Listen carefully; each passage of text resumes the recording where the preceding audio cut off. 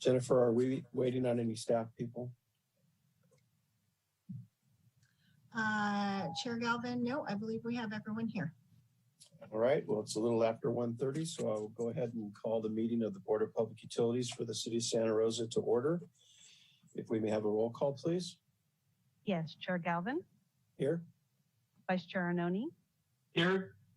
Board Member Badenfort. Here. Board Member Grable. Here. Board Member Walsh. Here. Board Member Watts.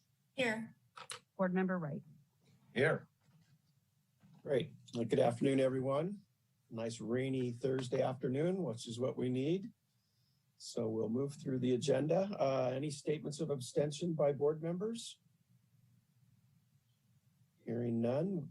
We have no study session. We have minutes from March the 4th, 2021. So we'll take public comments on the minutes approval. If you wish to make a comment via Zoom, please raise your hand. If you're dialing in via telephone, please dial *9 to raise your hand. Secretary Atha, do we have anyone? We have no public comments. All right, then the minutes will be approved and entered. We have 3 staff briefings. So Director Burke, if you want to introduce the first one. Thank you, Chair Galvin and members of the board. The first staff briefing for today will be a local operations division update, and our Deputy Director of Water and Sewer Operations, Joe Schiavone, will be making the presentation.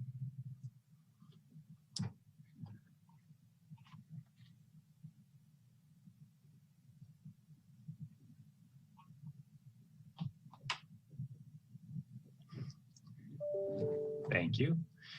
Chair Galvin, members of the board, good afternoon. I have the pleasure of giving you a brief update on our Water and Sewer Operations Division today. I would like to mention that some of the photos you will see today were taken before the onset of COVID-19, and that's the only reason that they appear to not be following the current COVID-19 protocols. Next slide, please.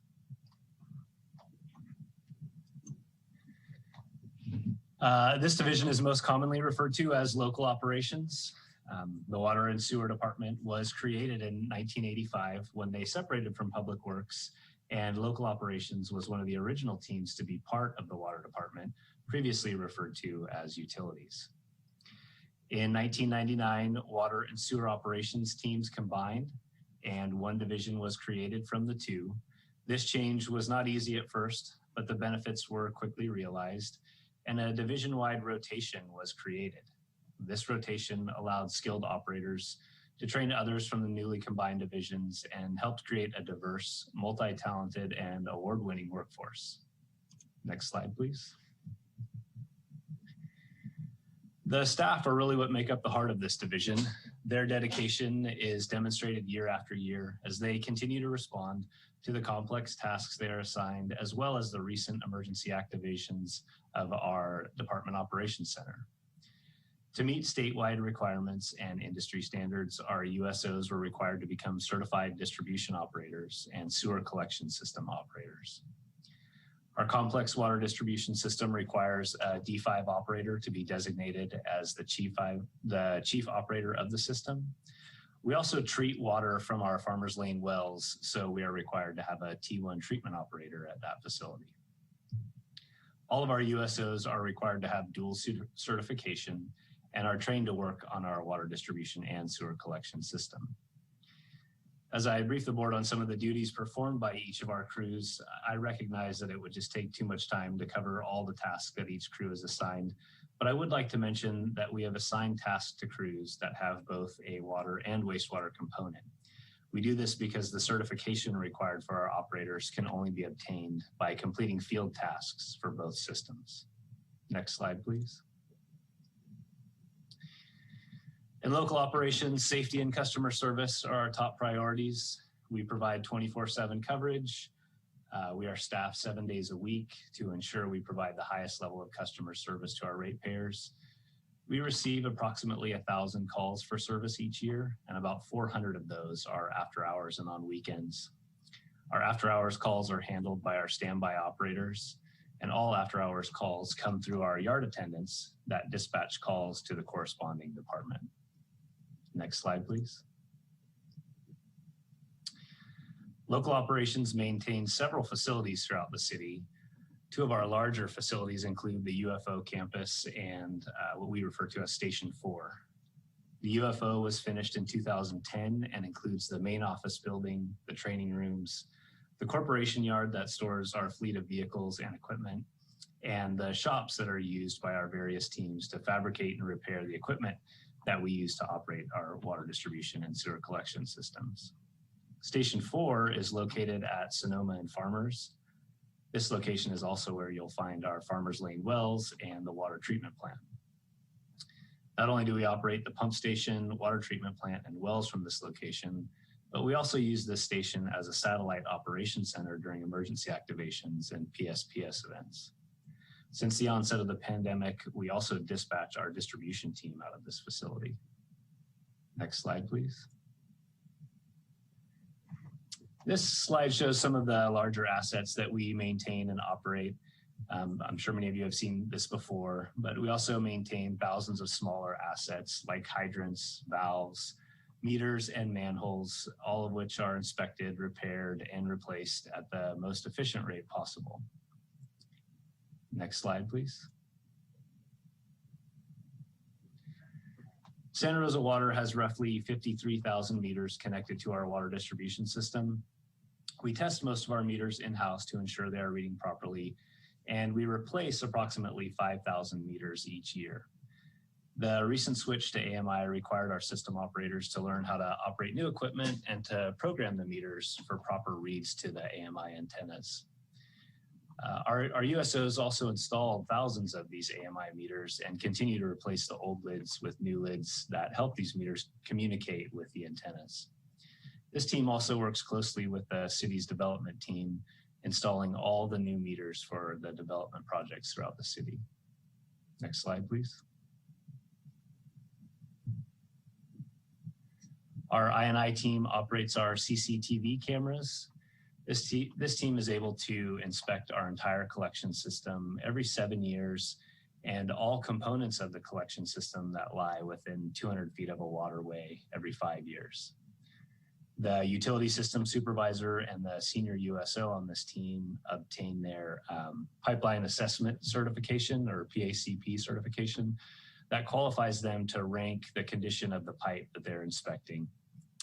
This pipe ranking is given to our asset management team and is used to help develop our annual CIP list. Next slide, please. We also use this information to target our maintenance activities. Our goal is to eliminate as much I&I as we possibly can, as well as identify any obstructions that could cause sanitary sewer flow, sanitary sewer overflow, which you'll hear us often refer to as an SSO. This team works closely with our general construction and cleaning crew to repair assets that are in the worst condition. Our I&I crew is also in charge of all the necessary water shutdowns that happen to our distribution system. Every time a developer or contractor needs to shut down a portion of our system, this team analyzes the impacted customers and arranges for temporary water supply if needed. They also ensure our system is shut down in a way that doesn't cause any damage to our infrastructure. Next slide, please. Our cleaning crew is able to clean our collection system every 5 years by utilizing our zone cleaning method of maintenance. We also create packets through our work order management system that target areas of known issues, such as siphons or neighborhoods that are prone to grease buildup. Staying ahead of the issues and cleaning on a routine basis is what helps us maintain such an impressively low SSO rate. And our rate is less than 5% of the state average. Because of our proactive approach and the hard work of our dedicated operators, I'm happy to announce that we haven't had an SSO in over 12 months now. This is the second time we have gone over a year without an SSO in the past 5 years. Next slide, please. Our construction crew handles the larger water main breaks and necessary sewer main repairs. They replace valves, repair manholes, and small portions of failing water and sewer main. Our construction crew also completes our trenchless pipe patching. They're able to repair portions of pipe efficiently without opening a hole in the street and without interruption to service. They also work closely with the local contractor as the general construction crew perform all the hot taps and assist with tie-ins to our water distribution system. Next slide, please. Our leak repair crew is also tasked with a wide range of duties. This crew helps leak detect about 100 miles of water line each year. They perform maintenance on our hydrants and calculate flow rates. They replace leaking water service lines, and they are often the team that our customers see first. This team operates our service truck during normal business hours and responds to all the calls that we receive through our call center. Next slide, please. As our water distribution also has a wide range of duties. Distribution handles the movement of water through our system. They maintain our water pump stations, adjust our tank levels, and monitor and operate our SCADA system. And the distribution team is where our water system techs are assigned. Next slide, please. They maintain our 17 sewer lift stations. These stations are equipped with SCADA alarm systems that notify operators if there's an issue, such as a higher than normal level in one of our wet wells or a pump that isn't functioning properly. A couple of good photos here, doing an entry in to clean our West College facility.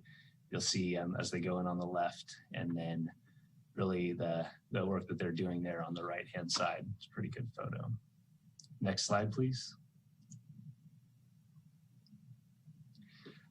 Local operations is responsible for operating the Farmers Lane groundwater wells and water treatment plant near Montgomery Village. These groundwater wells are utilized to supplement our water supply when water demands peak during the summer months. It can also be used for an emergency event as well. The recently completed well improvement project lowered the pumps in the wells to help increase the amount of water that we are able to draw from them each year. And we do anticipate that this completed project will increase our annual production. Next slide, please. Our weekend operations team provides additional coverage and additional coverage and valuable training to our newer operators. This team responds to a high volume of customer service calls on Saturday and Sunday. They also help our leak crew complete the required underground service alert markouts within the required time frame.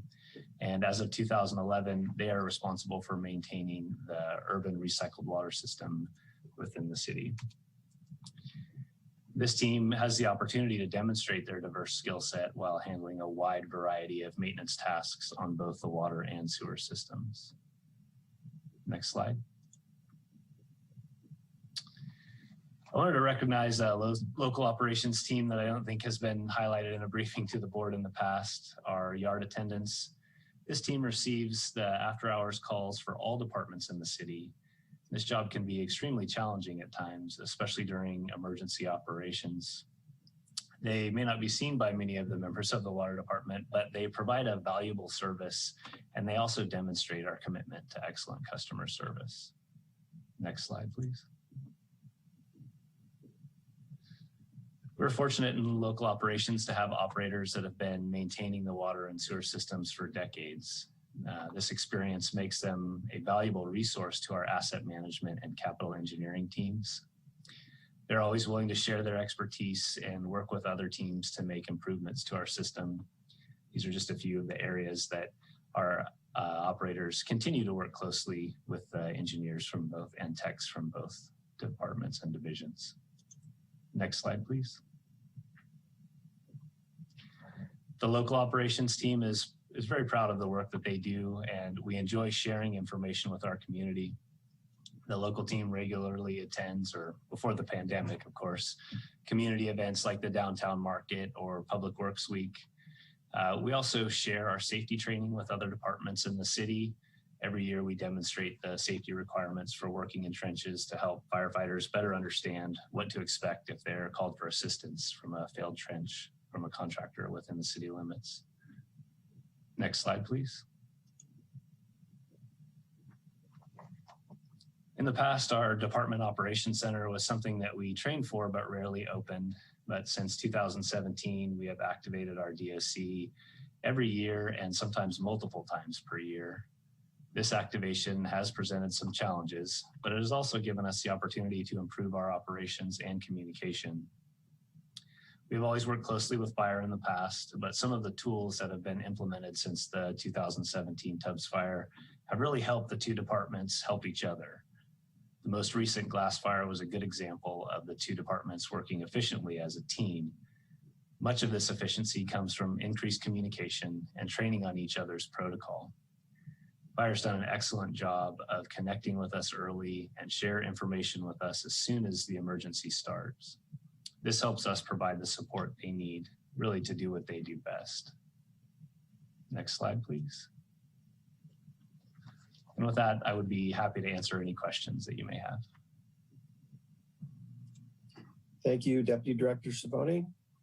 Board member questions, comments? We know you guys in your department do a great job. The fact that we aren't having any sewer overflows is a huge testament to the work that's being done. So keep up the good work. I'll do it. Thanks, With that, we'll open it up for any public comments on item 5.1. If you wish to make a comment via Zoom, please raise your hand. If you're dialing in via telephone, please dial *9 to raise your hand. Secretary Atha, do we have anyone? We have no public comments. All right. Thanks you again, Deputy Director Savoni. We'll now move to item 5.2, our 2020 compliance update. Director Burke. Thank you, Chair Galvin and members of the board. And doing the presentation today will be Heather Johnson, our Environmental Services Officer. Okay, thank you. I have to do the check that everyone can hear me okay. Thumbs up, okay. I know we're probably all sick of hearing that. So good afternoon, Chair Galvin and members of the board. And thank you, Director Burke, for that introduction. I am happy to be here today to present Santa Rosa Water's compliance update for 2020. Next slide, please. So over the next few slides, I'll discuss our regulations and I will talk about our non-compliant events from the past year. But before I dive into that, I think it's important to start by discussing the steps we take towards compliance, because one of the problems with putting together a presentation like this is it starts to feel like you're highlighting where things went astray and not focusing on the fact that we're getting things right, 99% or 99.9% of the time. And part of achieving that excellence is measuring and then documenting those results. And in a given year, the treatment plant process has thousands or hundreds of thousands of data points that we use to measure not only our compliance, but the efficiency of our operations. And the vast majority of the operations is compliant, but we are continuously refining by identifying any errors that may occur. And then we report our compliant and non-compliant data via self-monitoring reports to our regulators. So I will also point out that none of the violations that occurred or that I'm going to discuss today led to an impact on air or water quality. Next slide, please.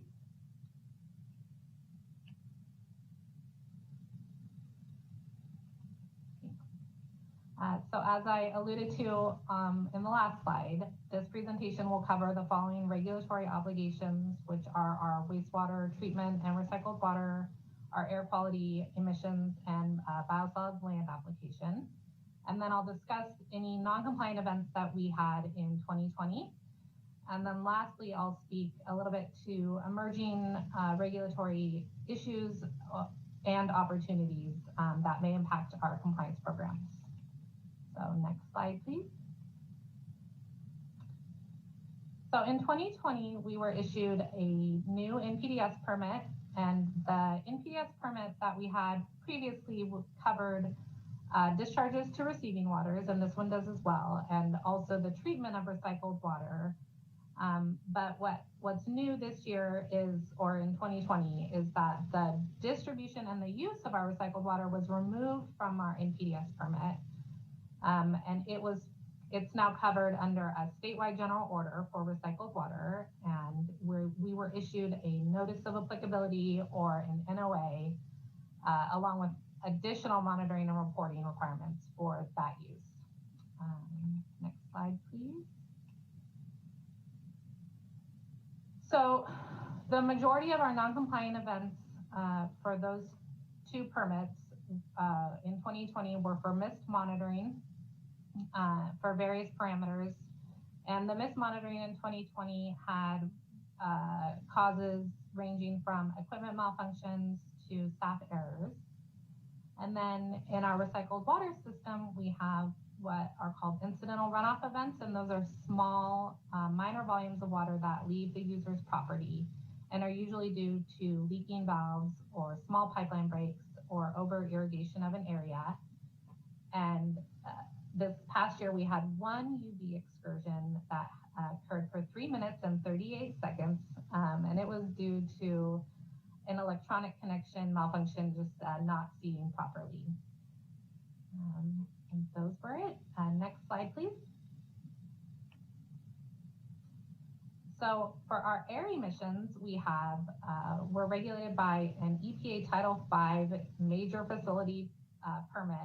And I would say it's the equivalent of our NPDES permit, but for air emissions. And then we also have to comply with portable equipment requirements, and that's through the California Air Resources Control Board and the Bay Area Air Quality Management District has additional rules and regulations that extend beyond our Title V permit, and those are issued in annual permit to operate. Just to give a little context to these pictures, I would say that our combined heat and power, our CHP, is like the bread and butter of our air quality emissions. And so Ron Melton, who is in our mechanical section, he is on one of the CHP engines here. And then the other picture is our exhaust stacks. And I think it's a neat picture because it showed the first two exhaust stacks that you can see there in the foreground are ones that don't have SCRs on them. And then the ones in the background have SCRs, and the SCRs they're like catalytic converters for your car, and they just refine our emissions. And so much of our regulatory requirements revolve around these items. Next slide, please.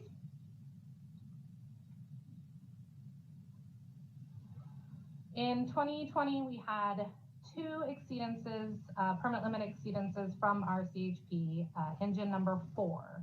And those were for our engine firing rate limit. We suspect that this occurred because we had reduced production of digester gas in 2020, and so we had to blend more natural gas, and natural gas has a higher heat value, and that may have caused the firing rate exceedance. Next slide, please. So similar to our recycled water governing mechanism, our biosolids are also covered under a statewide general order. That general order is for land application of biosolids. We have a notice of applicability issued by the regional boards. So our city farms, Alpha, Brown, and Stone, have an existing notice of applicability issued by the North Coast Regional Board, and then our Southern Sonoma County sites will be enrolling under that same statewide general order in 2021. I do not have a second slide for biosolids because we did not have any non-compliant events in 2020. So next slide, please.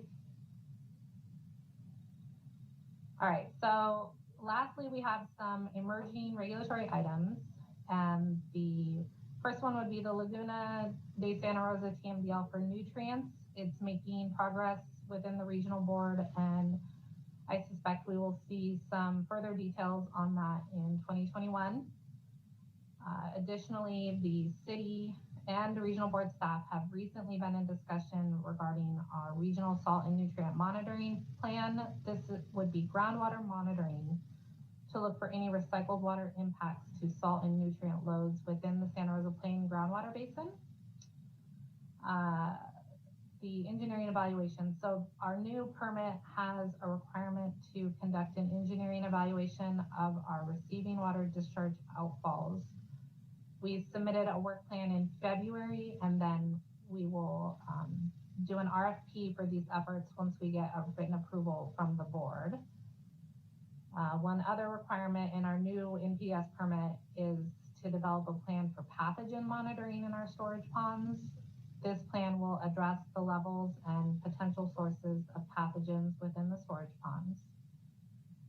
And then lastly, beginning in the last quarter of 2020, and then it'll run through the third quarter of 2021, the city has been conducting PFAS monitoring of our treatment plant, influent, effluent, and biosolids. And then we have to do one-time groundwater monitoring of PFAS as well. So the picture that you see here is our environmental compliance inspector, Patrick Polis, and he is displaying a cup that our maintenance section fabricated to monitor biosolids from the belt press for PFAS. PFAS has some, I guess you could say, extreme potential for contamination. And so our monitoring equipment that we use has to be specifically purchased or designed to ensure that no cross-contamination is occurring. So we were pretty proud of that cup. Overall, 2020 was a busy and memorable year, and I look forward to what 2021 has in store. Next slide. So I am happy to answer any questions that you may have. Thank you. Thank you, Ms. Johnson. Board member questions or comments? Vice Chair Arnone? Just a comment. Given the 24/7 nature of what's going on and the different regulatory schemes that you have to comply with, the small number of compliance issues that you had to report is really astounding. I mean, I think it's incredibly commendable that there's such success rate in compliance with these various regulatory requirements. So just my thanks and compliments to the entire staff for achieving that kind of result. Thank you. I agree. I think you got thumbs up from all of us on that. Any other board member comments or questions? If not, we'll open it up for public comment on item 5.2. If you wish to make a comment via Zoom, please raise your hand. If you're dialing in via telephone, please dial *9 to raise your hand. Secretary Atha, do we have anyone? We have no public comments. Okay, thank you again, Ms. Johnson. Appreciate your presentation. We'll now move to our third staff briefing, item 5.3. Director Burke. Thank you, Chair Galvin and members of the board. Our third staff briefing will be our water and recycled water supply update, and Deputy Director Water Resources, Peter Martin, and Deputy Director Regional Water Reuse Operations, Emma Walton, will be making the presentation. Thank you, Director Burke, and good afternoon, Chair Galvin, members of the board. Happy to be here today once again, giving you a brief water supply update and discuss some of the activities that we're working on regards to the dry weather situation. I'll just kind of wait briefly for the presentation to come up.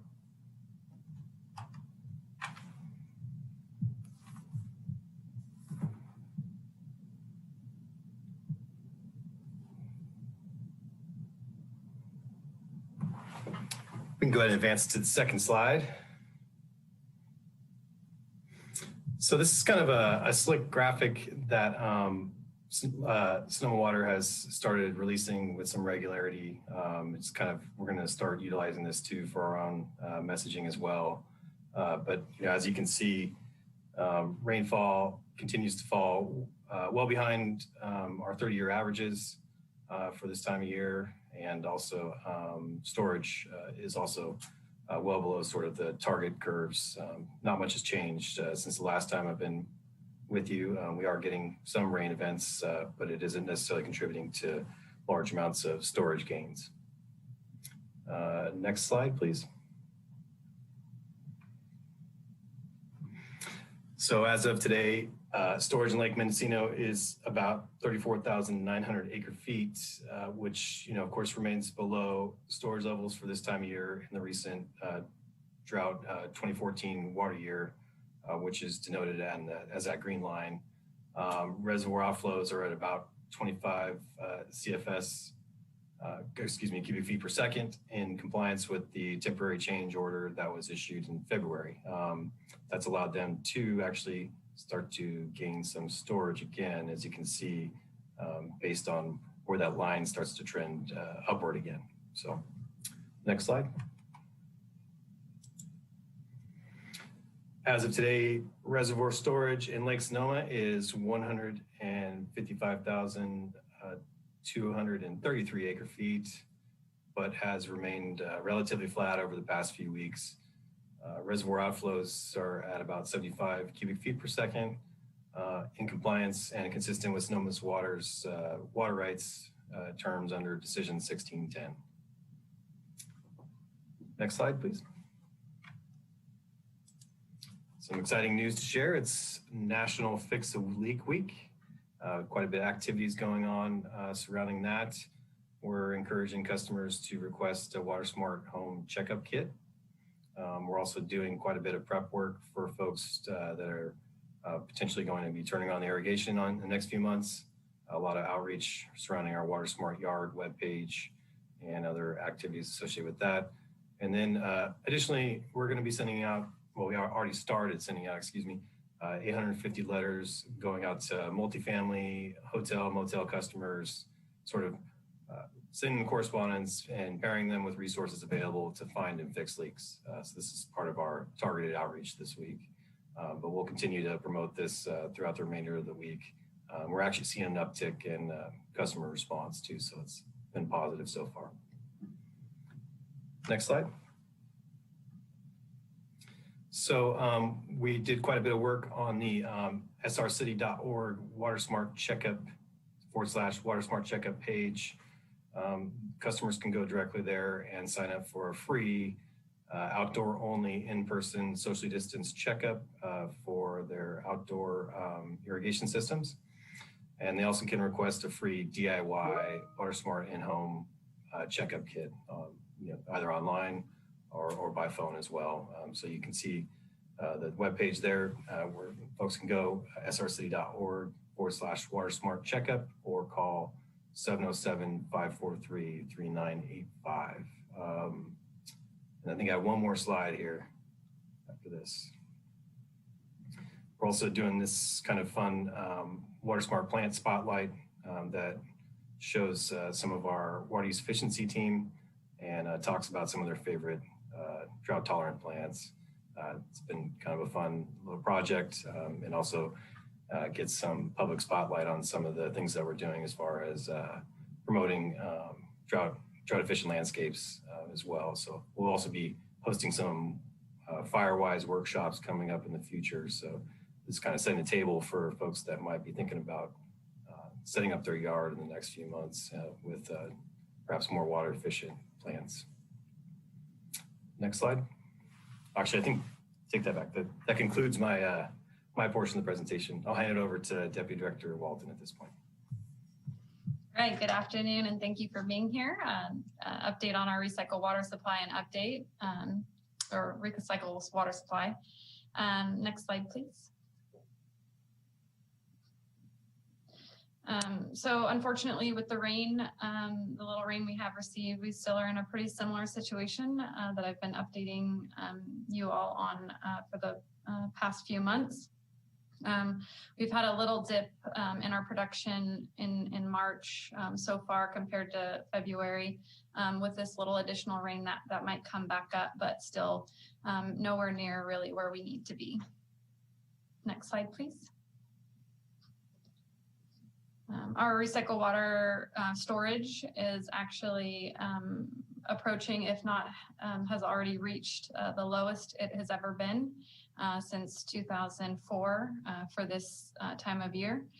So very, very low storage volumes coupled with the low production, we're just going to continue to see a very hard year for the amount of water we're able to supply to our recycled water users. Next slide, please.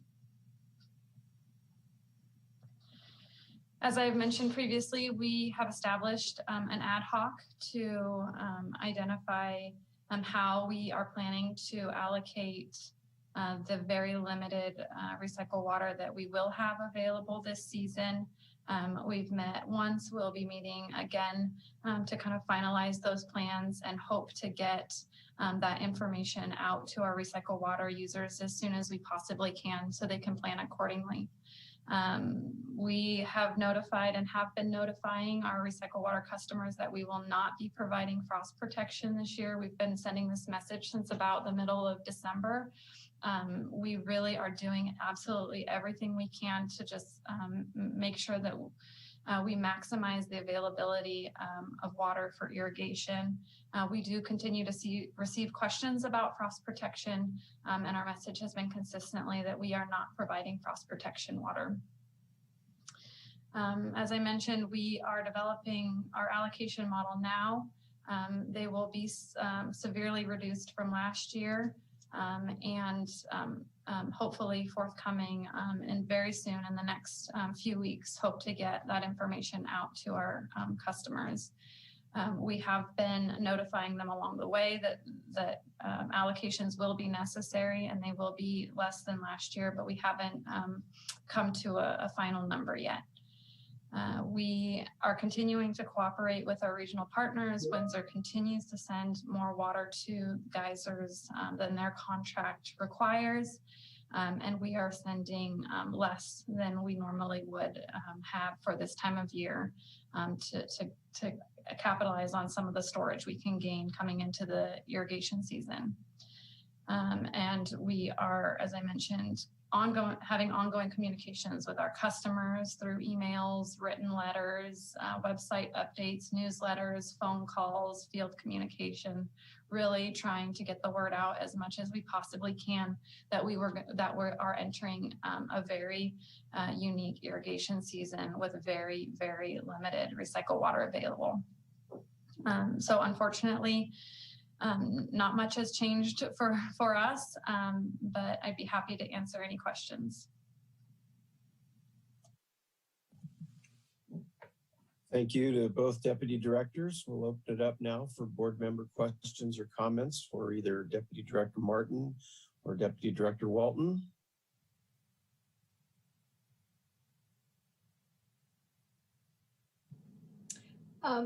Chair Galvin, if I can jump in really quick. Certainly. Sorry, I'm camera free today. Thank you both for great presentations through a difficult time. On a quick question on the recycled water, as we roll out, really strong regular messaging around conservation and the shortage this year, do we find in previous years, or do we anticipate a noticeable amount of savings that might actually be identified with our uninterruptible customers? How is that communication a little bit different? Do we find some good collaboration that happens there? Thanks. So I will defer that question to either Director Burke or Deputy Director Martin. Our uninterruptible customers from an irrigation use are urban customers, and the interaction is more on that side. So I won't speak to that. And then our other uninterruptible obligation is obviously the geysers. And we have to meet that contract really despite the weather conditions. So I'll hand it off. My apologies. I should have been more clear. The non-geysers uninterruptible customers. Thanks. And Board Member Badenford, thank you for your question. We do constantly communicate with our urban recycled water users. We have about roughly 35 users on our urban system, so it's a very small amount. We inspect them regularly, so we are out at least once, if not twice a week, inspecting those properties, ensuring that they're using the water efficiently and that there's no incidental runoff. So we provide constant communication. We provide weekly emails with watering recommendations, and they are very, very efficient with their water use because they're so highly regulated, much more so than, frankly, any of our other customer base. So they are very efficient with that water use. Fantastic. And just again, repeatedly, thank you for helping the city navigate through what has become a tremendously difficult and scarce year. I know that you spend countless hours trying to make sure that we're able to meet our contracts, and appreciate all you do. Thank you. Thank you, Board Member Badenfort. Any other board member questions or comments? Yes, Board Member Walsh. Yes, thank you, Chair Galvin. Deputy Director Martin, I missed the reference on where to find the water smart plant spotlight. Is that at the Water Smart Checkup?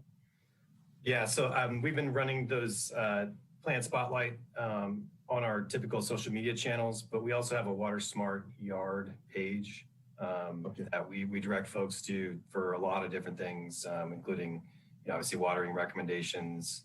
We're starting to look at some more targeted pieces to support a lot of feedback we've been getting from customers asking about how much they should be watering. So we'll be previewing quite a bit of stuff over the next couple months here. But I believe that page is srcity.org/Water Smart Yard. So we actually have a specialized page for that too, and that's been recently refreshed. Great. Thank you very much.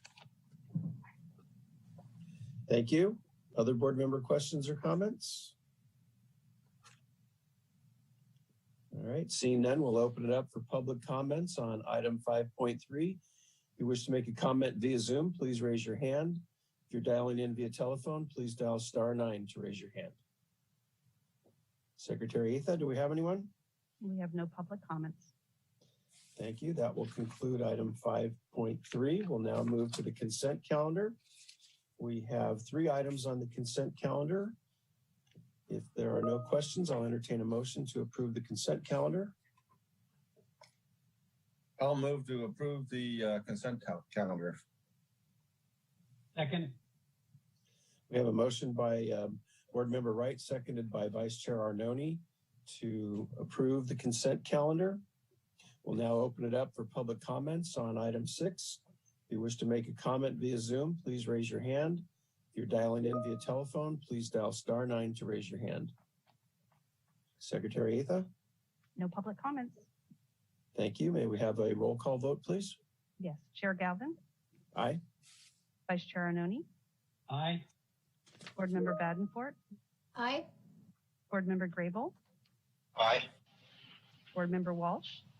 Aye. Board Member Watts? Board Member Wright? Aye. Board Member Watts, have you returned yet? Board Member Watts had to step away for an urgent phone call, so I don't think she's back at the meeting yet.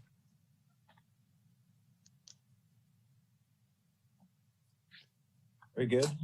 That will take care of the consent calendar. We have no report items. We'll next move to public comments. We are now taking public comments on non-agenda matters. If you wish to make a comment via Zoom, please raise your hand. If you're dialing in via telephone, please dial *9 to raise your hand.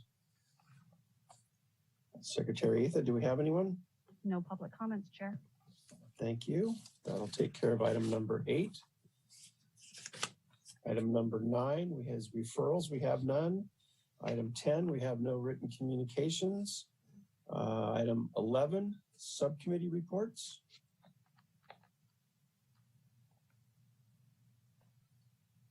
I believe that Board Member Watts was going to have a couple of reports on the budget review and the water conservation subcommittee. If she stepped away, perhaps Director Burke, can you fill in?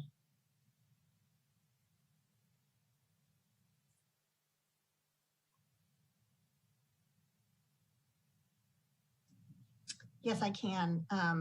Thank you. So just a couple report outs on the subcommittees. The budget subcommittee met on March 8th and staff presented the first look at the proposed fiscal year 2021-22 budget. Staff presented an overview of the operations and maintenance and CIP budgets for the water, wastewater, and regional funds. In addition, we also presented detailed information on how the regional fund budget and debt service is allocated to each of the 5 partner agencies of the regional water reuse system. The next subcommittee meeting is scheduled to occur on March 22nd, and we plan to present final budget numbers as well as highlights of the proposed year 1 CIP plan. And then for the Water Conservation Subcommittee, the Water Conservation Subcommittee met on March 9th. Staff presented an overview of the new requirements for the 2020 Urban Water Management Plan and the Water Shortage Contingency Plan.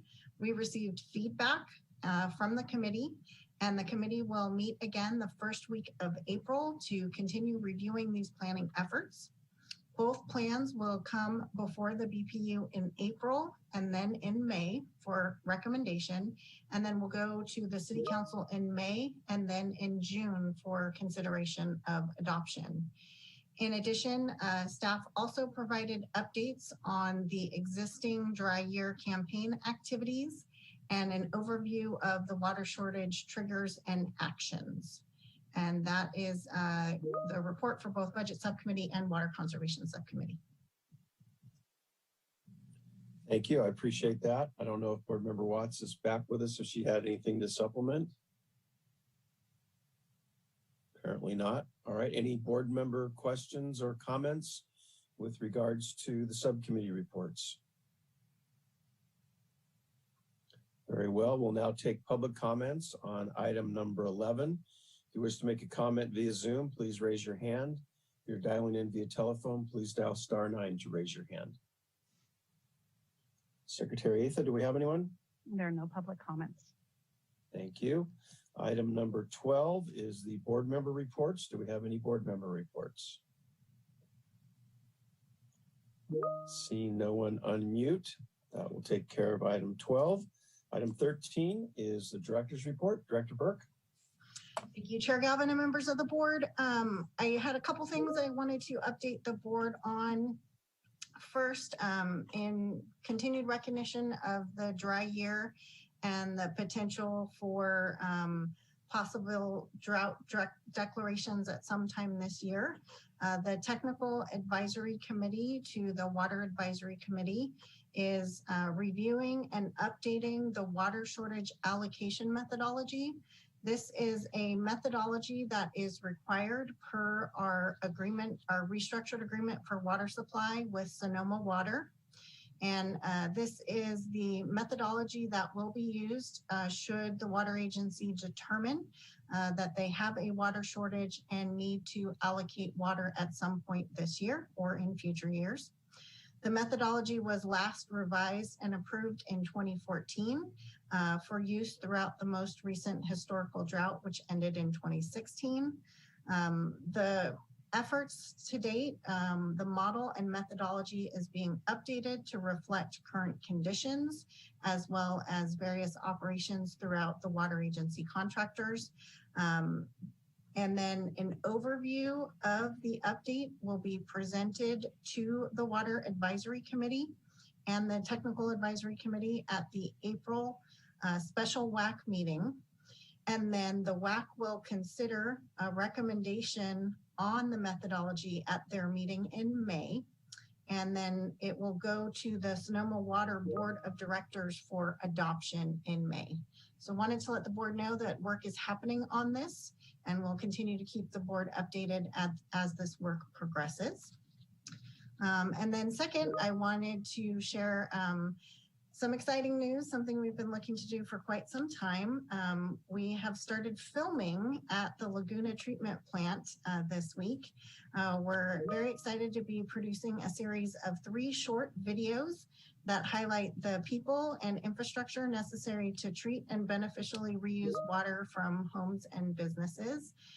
Some of the best feedback we've received from folks is that really going out and visiting the treatment plant provides them with so much understanding and knowledge of what we do. And since we haven't been able to offer tours during the pandemic, and we don't know when we'll be able to re-engage with tours, we really wanted to find another way that we could share all the work that we do out at the treatment plant. So these engaging and educational videos are meant to enhance our ongoing education program by providing a behind-the-scenes view of water reuse operations and environmental services. We will use them for virtual tours. We'll also share them through our various platforms, including social media, and we will incorporate them into presentations, as well as once we're able to resume our normal on-site tours, we will use these to help highlight some of the behind-the-scenes action. So once we have those videos complete, we will be bringing them forward to the board at a future meeting so we can highlight maybe one or two of these new videos. And that is my report, and I'm happy to answer any questions. Thank you, Director Burke. Any board member questions or comments? All right, we'll now open it up for public comments on item 13. If you wish to make a comment via Zoom, please raise your hand. If you are dialing in via telephone, please dial *9 to raise your hand. Secretary Atha? We have no public comments. Very good. That concludes our agenda. So we'll adjourn the meeting, hopefully with more rain in sight. So we'll see you in a couple of weeks and wish you all a good afternoon. We are adjourned. Thank you, Chairman Galvin.